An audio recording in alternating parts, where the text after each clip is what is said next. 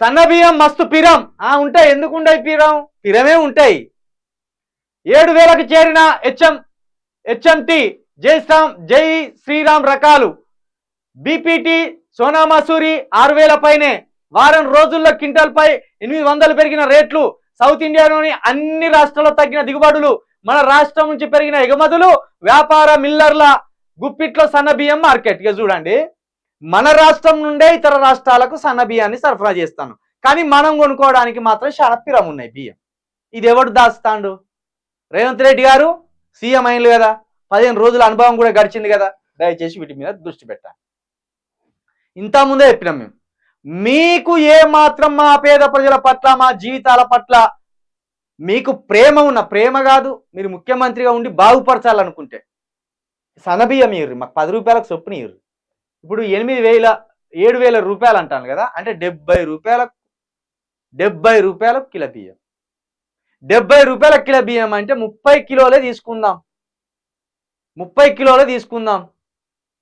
3 ఏళ్ళ 21 పెట్టి మేము బియ్యమే తీసుకుంటే, ఇక ఉప్పు, పసుపు, కారము, కూరగాయలు, నూనెలు, జీలకర్ర, ఆవాలు, మెంతులు ఇవన్నీ కొనుక్కుంటే ఇవో 2,000 అయితే, ఆ 3,000 ఆ 2,000 ఇవి 4,000 పోతే, హైదరాబాద్లో ఉండేటోడు రెంట్కు ఒక 7,000 రూపాయలు కట్టుకుంటే ఇక ఏం తినాలి, ఏం తాగాలి, ఇక మా బిడ్డలను ఎట్లా చదివించుకోవాలి, ఏదన్నా రోగమో నొప్పి వస్తే ఏ హాస్పిటల్కి పోవాలి. ఇది మరి మాకు సన్న బియ్యం ఇస్తారా, దొడ్డు బియ్యం ఇస్తారా? ఏంటంటే దొడ్డు బియ్యం మీ ముఖాన పడేసి దొడ్డు బియ్యం తినుర్రి. ఆ గవర్నమెంట్ హాస్పిటల్కి, ఆ గాంధీ హాస్పిటల్ పోతే అందులో కూడా పందికొక్కులే ఉంటాయి. ఈ బియ్యం కూడా పందికొక్కులు తినేటివి కాబట్టి పందికొక్కులు లాంటి హాస్పిటల్లో మీకు వైద్యం అంతా అందుతుంది, సత్తారు. అక్కడికి తీసుకొస్తాను అన్నట్టు. బియ్యం పండించేది మనం ఎక్కువ పండిస్తున్నాం, మనమే ఇతర రాష్ట్రాలకు అమ్ముతున్నాం, కానీ మనం సన్న బియ్యం తినే అదృష్టం మనకు లేకుండా పోయింది. ఇక్కడికి తీసుకొచ్చిన ప్రభుత్వాల అభివృద్ధి ఇది.